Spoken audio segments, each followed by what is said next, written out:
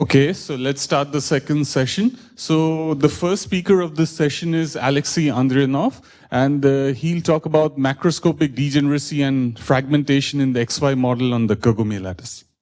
Okay, yeah. Thank you very much, Arnab, for the introduction, and I'm also thankful to the organizers for the opportunity to present this work. And please, people at the back row, tell me if you can hear me okay. I tend to speak very quietly, so. Okay, so let me start. So this is a joint work with MIKHAIL FISTUL. Unfortunately, it's not finished yet, so part of it has been finished and is already on the archive, while the other one is still in progress, but we're hoping to finish it soon. So before I go on to the main content of my talk, I would like to say a few words about my center, which is Institute of Basic Science Center for Physics of Complex Systems. It's located in Korea, not in Seoul, but rather in Daejeon, which is roughly in the middle of South Korea. And this is our permanent building where we moved in a few months ago, finally. So IBS is, you can think of it as roughly a replica of the Max Planck Society in Germany. It's supposed to be around 50 institutes all over Korea covering various topics in fundamental research.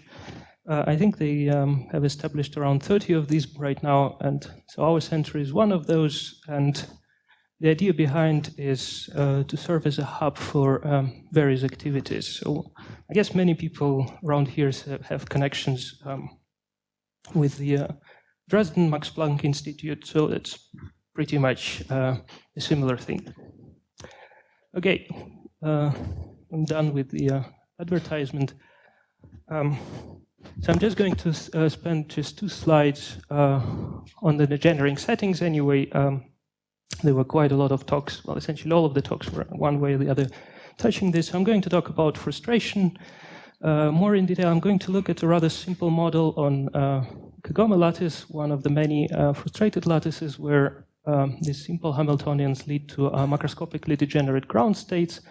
So many of these lattices share the property that like KAGOME, hyper-KAGOME, pyrochlore, or garnet, or shuriken, that's they're in some sense designed to have macroscopically degenerate states thanks to them being line graphs of some simpler lattices, where a line graph is essentially graph theoretical construction where you take arbitrary graph and construct a new one by saying that every edge is now a new vertex, and the connectivity is inherited by saying 2 edges are connected if they share a common vertex.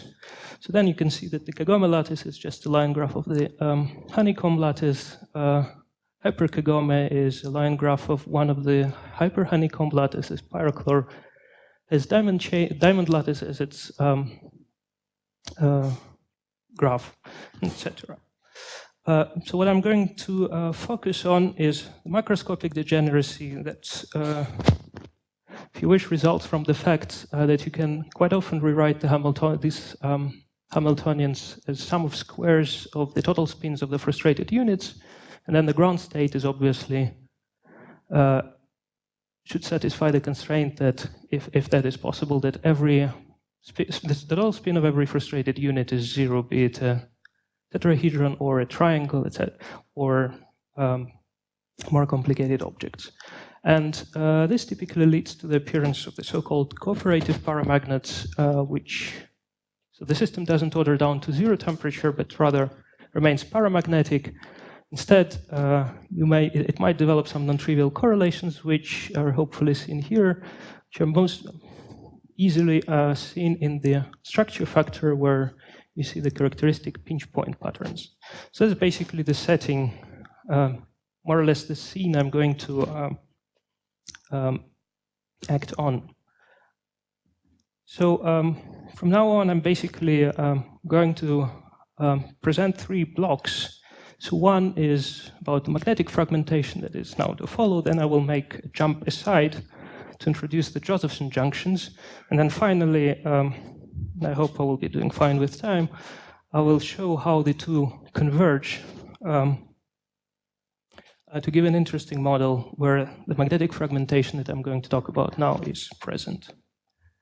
So the idea behind the magnetic fragmentation is really quite intuitive. So I was just talking about cooperative paramagnets where the system doesn't order down to very low temperatures, of course, only within the ideal minimalistic models. There are always various kinds of imperfections that make the system eventually order at 0 temperature, but at least for some range of temperatures, this description is adequate. On the other hand, you have the ordered phases where you have some sort of magnetic ordering, and then the structure factor represents the Bragg peaks. So natural question is then, can you have two of them? So can you simultaneously have the magnetic ordering with the Bragg peaks and still a fluctuating background, so that you get a mixed structure factor pattern, both with the Bragg peaks of a sort and the background diffuse scattering? So that would exactly mean that the magnetic moments, the classical magnetic moments of the system, are in some sense fragmented. They split into the ordered component and the fluctuating one. As you might already guess from these figures, the answer is yes. And I'm actually going to briefly review how one can construct such models. So, of course, as a Russian, I might always expect that the very first example of fragmentation is hidden somewhere in one of the long-forgotten Russian papers, but at least the one that I was able to find is not so well forgotten and is pretty recent. So it's actually this nice PRL by Lucille Savary and Leon Ballant, where they were actually interested in the understanding quantum spin liquids on the pyrochlor lattice using this generic nearest neighbor model. So they developed a rather nice and sophisticated slave boson approach that allowed them to work out the phase diagram, which interestingly, apart from the ferromagnetic, antiferromagnetic, and quantum spin liquid, the usual quantum spin liquid phase, also contained what was termed as Coulomb ferromagnet. So a phase where you have both the ferromagnet non-trivial magnetization and the spin excitations. Unfortunately, my understanding this phase was later not confirmed, and so I'm just giving this as an early example that this might indeed be possible. So the real, let's say the real first example came later, and to explain how it worked, I would need to get back to what Arnab San was talking on Sunday, I believe. So the Dumble model for the spin ice on the pyrochlor lattice, which was first suggested by Claudio Castelnuovo, Roderick Mersner, and Shivaji Sondi. So the idea was to understand how to describe a spin ice, that is the Ising antiferromagnet on the pyrochlor lattice, where the ground state satisfies the constraint that for every tetrahedron the total spin is 0, so you have 2 in, 2 out constraint.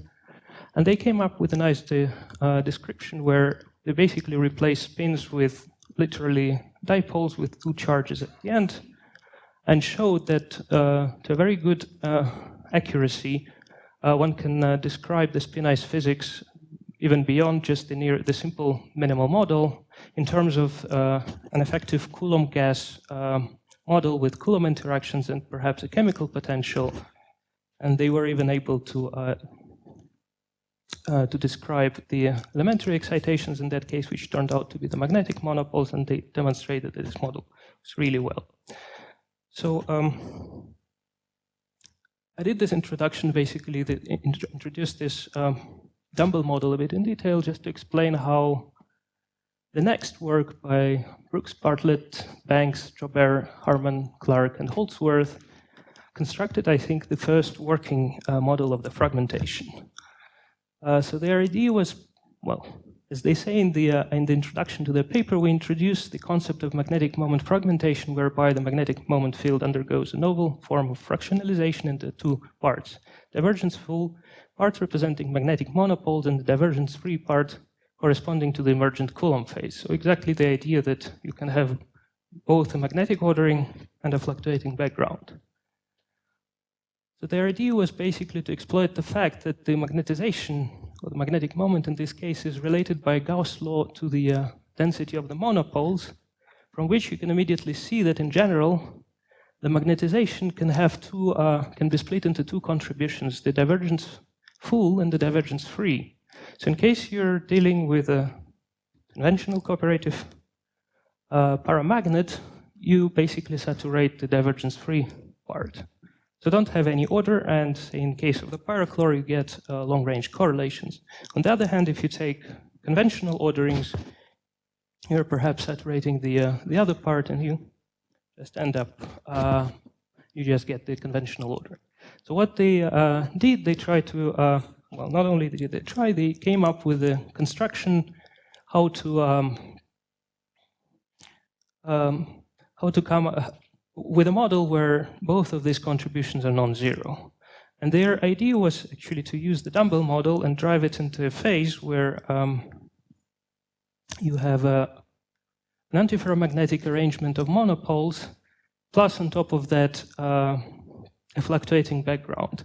Basically, a very simple example is given here. They considered a regime where they only have either the spinice, so all in, all out tetrahedra, or tetrahedra with total spin 1. And then they showed that essentially such single monopoles can be decomposed indeed into divergence full, so a monopole part, and the field that is divergence free. So are there any questions so far? Okay.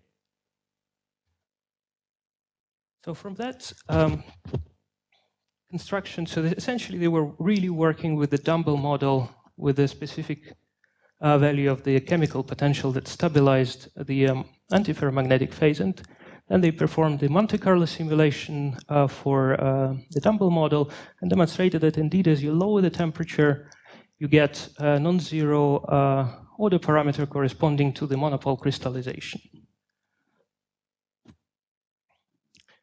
And of course, the other interesting part is that they also looked at the structure factor, which was in the very same regime where they observed the monopole crystallization, but still showing the pinch point pattern shown here.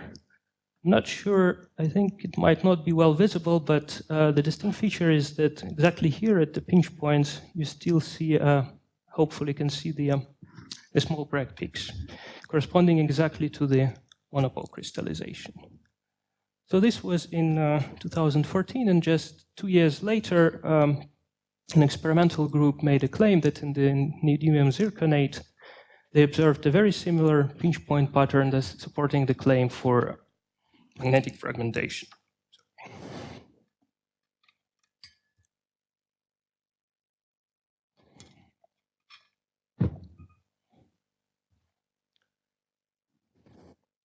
So now the idea how to construct a model exhibiting magnetic fragmentation came from a very similar group of people. I mean, there's a huge overlap. The starting point was actually, again, a spin-ice model on the pyrochlore, but this time subject to a uniaxial pressure, so that a single tetrahedron, which without this perturbation has 6 ground states, is now lifted, this degeneracy lifted to just 2 ground states.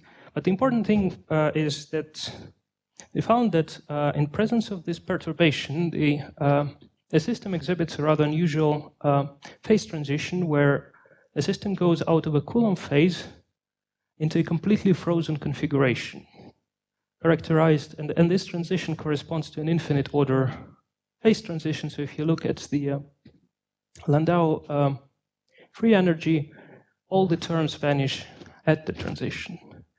And the other important observation they made is that exactly at the transition, the free energy is independent of the magnetization. Okay. So this inspired Stephen Powell this time to think that perhaps if one adds a suitable perturbation to this model, namely the one that adds a quartic term to the Landau free energy, you should end up with a fragmented model. And he was able to come up with one such interaction. He clearly stated he was not aware of any generic principle that allows to sample all these possible perturbations. So his suggested interaction corresponds to coupling total spins of two tetrahedra opposite on a hexagon. So here they're connected by this, basically the one and the other tetrahedron. So carrying out Monte Carlo simulations, he showed that depending on the sign of this interaction, you either get the same transition from a cooperative paramagnet into a frozen phase with a saturated magnetization, or instead you observe an intermediate phase with a non-saturated magnetization, and the heat capacity curves clearly indicate the two peaks, suggesting there are two distinct transitions. And basically here are the structure factors that I have already shown, and they precisely confirm the expectation that you start from infinite temperature, you observe the pinch point pattern. So the infinite temperature here is just because Stephen assumed spin ice rules enforced hardly, so even at infinite temperature you would get this pinch point pattern. And then gradually you lower the temperature, you start to see them deforming and the Bragg peaks emerging until you hit the frozen phase and you only see the Bragg peaks. Okay, so this is basically the end of the short introduction to the magnetic fragmentation. I just wanted to illustrate it with two simple, or maybe not so simple, models. I think later there were further developments in that direction, and I'm actually expecting new results to show shortly. And let me now basically make a sort of a jump aside and start with a different point, but as I promised, later on I will show how the two are converging. So I'm going to talk about frustrated arrays of Josephson junctions, which is essentially, you can think of them as classical XY models with a bit peculiar interactions on 2D lattices, 2D and 1D. So a brief reminder what a Josephson junction is. You just take a normal metal and sandwich it in between the two superconductors, and then if the superconducting phase in these two superconductors is different, you get a current flowing in between. So this allowed people to basically stack such Josephson junctions into various geometrical structures and study their properties for various reasons. I'm going to concentrate basically on this paper, which is by now quite old, by Dussault and Julien Vidal. So the interesting fact there is that they demonstrated that if you take a diamond chain, so basically rhombi stacked together, and I hope you're not surprised, they again show the very same structure. This can be, well, in 1D it's a bit harder to think what the line graph is, but you again have this corner sharing structures, you would expect things to get frustrated. So what they demonstrated is that in this case, this Josephson junction array reduces to an effective XY Hamiltonian with phase shifts, which correspond to the magnetic flux threading through the rhombi, and by changing the value of the flux, you can vary the degree of the frustration. So what they found is pretty generic for the for these types of arrays. So if you look at the behavior of a single rhombi as you change the magnetic flux, you would see that there's just always unique ground state and one metastable state.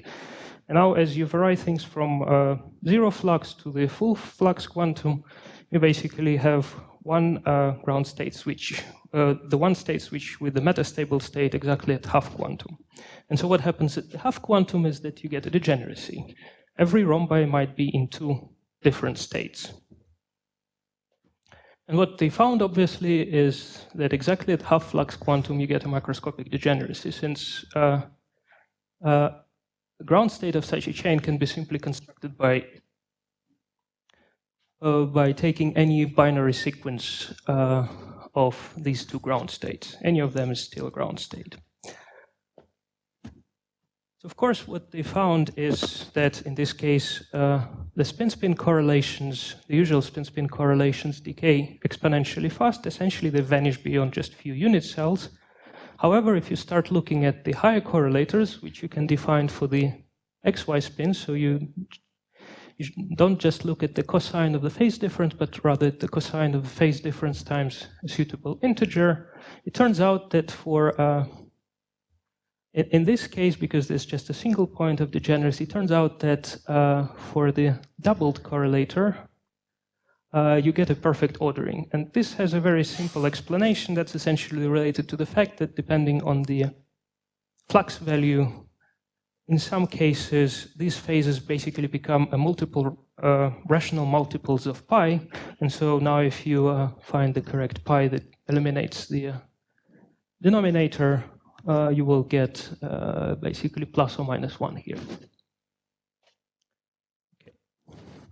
So of course, these studies were not just limited to the 1D systems, and quite a lot of activity was focused on the two-dimensional lattices. Not surprisingly, again, the KAGOME and the honeycomb-like. The results found there are pretty similar. Again, if you thread them with the magnetic field, depending on the flux value, you would find various interesting ground states, but most of these lattices share the same phenomenology. Exactly at the half quantum, if at all, you find a macroscopic degeneracy. Again, in case of the KAGOME lattice, you can show that this degeneracy maps exactly on the KAGOME antiferromagnet. And this, to my knowledge, is essentially universal to all Josephson junction arrays, so long as you focus on the phase shifts. You get a macroscopic degeneracy at half flux quantum. So now this basically was the starting point for MIKHAIL's and my work. So we wanted to see if we can extend or generalize this this picture, so that by increasing frustration we destabilize the ferromagnetic ground state, and if we can find points where we have a massively degenerate ground state. However, instead of looking at the phase shifts, as it happens in the conventional Josephson junctions arrays, we decided to see what happens if we allow the couplings to change. So the reasoning here is that if you go back to the diamond chain and think of it as really a spin system, so then what this effective model tells you is that depending on the flux value, you are basically looking at a spin chain where all the couplings are 1, they're ferromagnetic, except this dashed line, which is changing with the flux value. Exactly at half flux quantum, it turns into -1. And exactly at this point, if you look at the tight binding model, it also turns to a point where all the 3 bands are flat. So that's exactly what we tried to look at. So we said, okay, let's just start with the 2 simplest possibilities. We look at the sawtooth and the diamond chain, and we consider very simple Hamiltonians where all the couplings are ferromagnetic and fixed to 1, except 1 link in every frustrating unit, which we take as a parameter that we can change. So in case of the sawtooth chain, that's the lower link, and for the diamond chain, we took this one. So then it turns out convenient to introduce the following parameter, which we called frustration, so that at f equals 0, where alpha is equal 1, you just get a ferromagnetic model. There's no frustration, and f equal 1 corresponds to the maximum frustration. So what one sees then immediately by looking at the spin wave spectrum for the diamond chain is that so long as you stay below some critical value of frustration, the ferromagnetic phase is stable, and the lowest spin wave mode is dispersive. However, once you hit the critical frustration, the lowest spin wave mode turns flat, and that is a signal you're hitting a massive degeneracy. The phenomenology is exactly the same for the sawtooth chain, and at this point I should say that, of course, we were not the first to see that.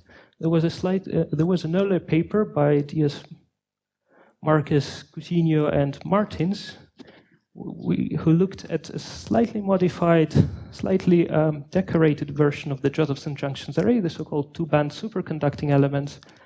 but which eventually maps onto exactly the same diamond chain model with one coupling that can be varied. However, they just noticed the presence of a massively degenerate phase, but didn't explore it in any detail.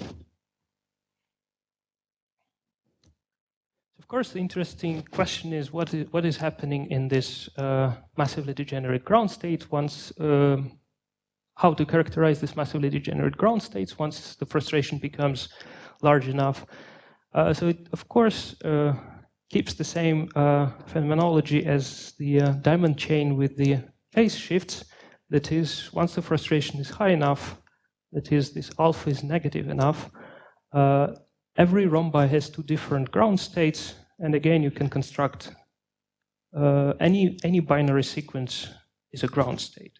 Except, unlike the previous cases, where you needed exactly half flux quantum to get this degeneracy, now this degeneracy persists for all the values of alpha beyond the critical one. For the diamond chain, that's just -1/2.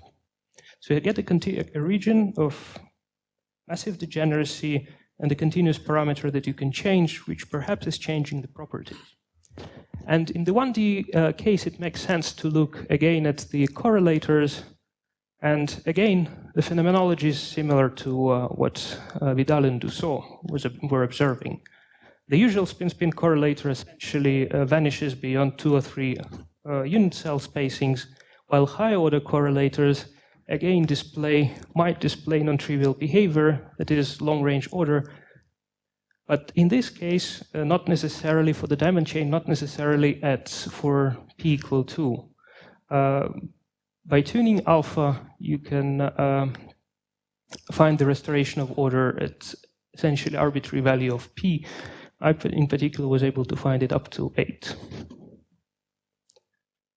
So here is the basically comparison of the Monte Carlo results to the analytical calculation of the correlators, showing that for the diamond chain and the usual spin-spin correlator, as you lower the temperature from high values to low, from high values to low, if you're in the ferromagnetic regime, you get the development of the usual ferromagnetic ordering. However, if you're in the frustrated regime, the usual spin correlator just vanishes, while the doubled correlator displays non-trivial behavior.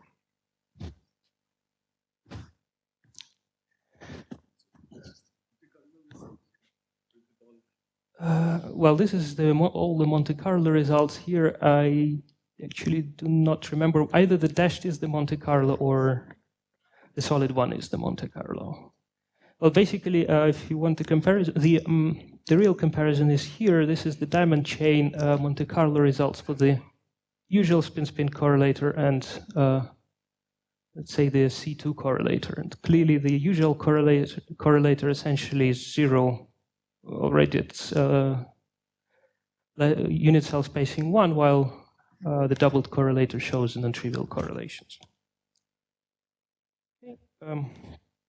We further try to quantify that by looking at the correlation lengths, because all the correlators at finite temperatures are decaying exponentially. You can define respective correlation lengths as a function of p. And the Monte Carlo simulations completely confirmed the analytical prediction about that if we're staying on the non-frustrated side, we simply observe that as we lower the temperature, the psi1, so the ferromagnetic correlation length is increasing with as the temperature is lowered. So the brighter the color here, the longer the correlation length, both for the diamond and the sawtooth chain. However, if you go into the frustrated regime and look at the appropriate correlator, so the C2 for the diamond chain, where you see the difference of the long-range order, or the C3 for the sawtooth chain, again, for low frustration, you see a development of the ordering as you lower the temperature, and that simply reflects the fact that all these correlation lengths would grow if you have a ferromagnetic ordering. Then you have a suppression around the critical value of the frustration, and eventually redevelopment of the order at higher frustration. So this is So that was the second part, which basically meant to provide the background as to why look at these particular Hamiltonians. So far I was looking at really, really simple models in 1D. Obviously, the fact that any combination of the single rhombi or single triangle ground state worked was a very nice thing, but obviously you cannot have any non-triviality with that. So the obvious thing, the next obvious thing to do was actually to look at what happens if you now if you now try to go in higher dimensions. And this was actually also the remark of the referee. What happens in higher dimensions? So the most obvious candidate was just to try and see what happens if we stack sawtooth chains, and then we end up with the KAGOME lattice with a bit peculiar Hamiltonian. So you have, again, all the couplings are ferromagnetic except horizontal lines where the coupling can be changed. That's the parameter. I guess you won't be surprised if I tell you that, again, you get the same phenomenology. If alpha is large enough, again, the ferromagnetic state is stable, as you can see from the spin wave spectrum. However, once alpha hits critical value, which in this case is again -1/2, exactly at the transition you get a flat band, again suggesting you get a massive degeneracy. And that's indeed what is happening. And so to explain what is happening exactly, I would go back to the single triangle ground state. So for when alpha, the coupling or the frustration is low, if there's a single ground state for every triangle. It's just a ferromagnetic state where all the spins or all the phases are equal. However, once you're below the critical coupling or the frustration is high enough, you get two different ground states that actually differ, basically in some sense mirror reflection of one or the other. So you have the signs of this amplitude phi swapped, where phi is given by this expression. For convenience, I denote one of the states as red and the other one as green, and it will become clear basically on the next slide. So the first thing we did was just to run the numerical simulation and to check out what are the ground states that we can find. So again, for low frustrations or high enough alpha, you perfectly recover the ferromagnetic ground state. The interesting things happens when you're in the frustrated regime. So this is just one example ground state that we found. And I guess just looking at it, it's not an easy thing to understand, to somehow characterize it. And it took us a while to uncover the hidden structure. So actually, first thing to notice, or if you wish that we have noticed, is that these ground states saturate the ground states of individual triangles. That is, in this ground state, every triangle sits in one of the two possible ground states, and that is shown here. I basically used the two colors to denote which of the two ground states every triangle is sitting in. And as you can see, this ground state is relatively easy to comprehend. You can see there's a domain wall, and you just switch from one ground state to the other, and all of that thanks to the global rotation that you can always perform. However, this ground state is trickier, and I'm actually curious if there's anyone who has already guessed the structure behind.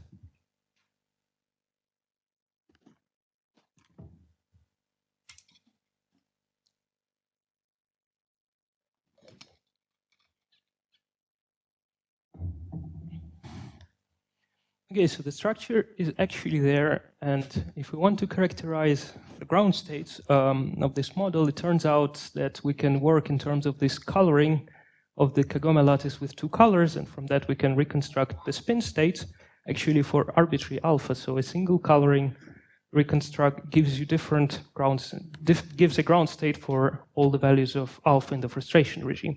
But actually the rule how to construct this coloring is relatively simple. So it operates in terms of individual hexagons, and you either have a hexagon to have the same color, either red or green, or it has to be color neutral. It has to have equal number of green and red triangles, provided the top and bottom triangle have different colors. So this, in a very simple manner, can be understood that if you take an individual hexagon and take into account that every triangle has to be in in a single triangle ground state, once you walk around the hexagon, the phase can only increase by multiples of 2 pi. And that's precisely what gives these rules. Another interesting observation, although I should confess it wasn't very helpful in understanding the ground state, is that they also satisfy this rule. So the total, you still can, they still have the constraint that the total spin of every triangle has to be a constant, however, only the modulus of it. The direction can be different from triangle to triangle. Finally, at maximum frustration f equal 1 or the coupling alpha equal to -1, this model can be mapped onto the KAGOME antiferromagnet, and that you can again easily see by looking at a single triangle. So if alpha is equal to -1, you can flip the sign of these two bonds, and if you then flip this spin, you recover exactly the KAGOME antiferromagnet. And so that tells that exactly for alpha equal -1, the ground state manifold is bigger than for any other values of alpha, and it corresponds to the tree coloring of the KAGOME lattice or the three-state Potts model. Okay, so now that we know that, the question is obviously how many ground states do we get? So far I do not have any analytical argument, but the numerical counting shows this. So for alpha equal -1, it's a known mapping. The number of ground states for the three-state model is known, and there's a macroscopic degeneracy where the logarithm of the number of the ground state scales within system size. Away from alpha equal -1, simulations carried out for small system sizes demonstrated there's a sub-extensive degeneracy where the number of state scales is roughly square root of n, where n is the total number of spins in the system. So that basically demonstrates we do have, if not microscopic, sub-extensive degeneracy in this case. So now the next question, if you look at so previously I was showing the ground states of individual triangles in terms of the phases. So if you draw the spins, the ground states the two possible ground states correspond to either this arrangement or the one where the spins are pointing inside. And as you can see, the total spin of the triangle is non-zero, and that's also the ground state condition that I have been already mentioning. However, if you start, so that suggests, well, okay, probably we have a non-zero magnetization. However, you should keep in mind that as you start stacking the triangles to make the KAGOME lattice, you might very likely sum up all the spins to 0. And indeed, once we start looking at the magnetization for different alpha, so here alpha is -0.51 for the black curve, and then it gets lower up to alpha equal -1 for the color gets brighter. Indeed, as you increase the system size, the magnetization goes down pretty rapidly, and say close to the transition, even for 1.5 million spins, it hasn't quite converged. If you try so it's very hard from this plot to tell whether you get a non-zero magnetization or things just slowly go to 0. Also, the 1/n scaling doesn't help much. You get a very steep drop down to 0 for large system sizes. The only useful thing you can extract from the magnetization curves is actually if you look at the fluctuations of the magnetization, and then you find that for sufficiently large system sizes, in almost all cases, except again very close to the transition, the fluctuations become smaller than the actual average values, suggesting there's a good chance that the magnetization does survive. However, to really nail it, we're looking at the PDF of the overall magnetization, and it displayed a pretty nasty behavior. Very well illustrated that for alpha equal -51.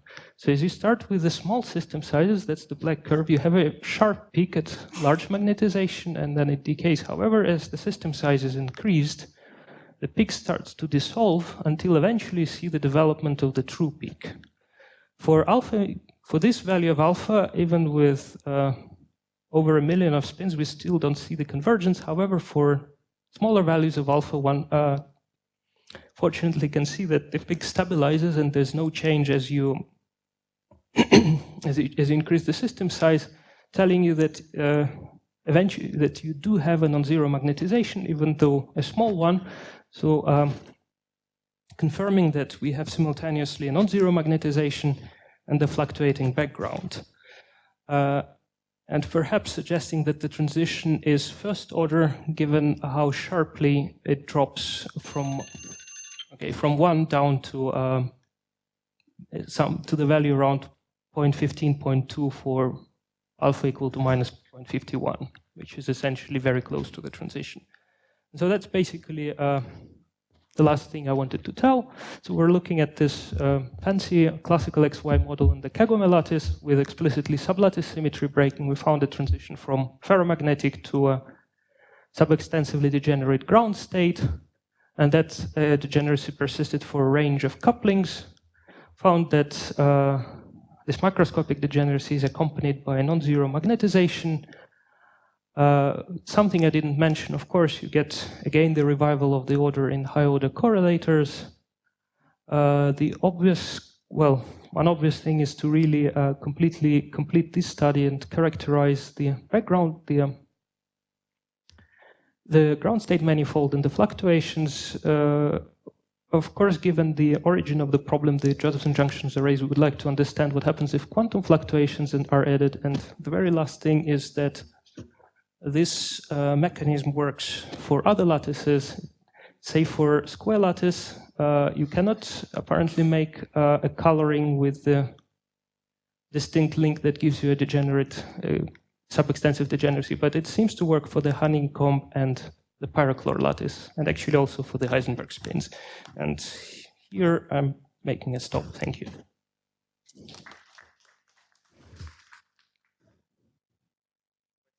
Comments?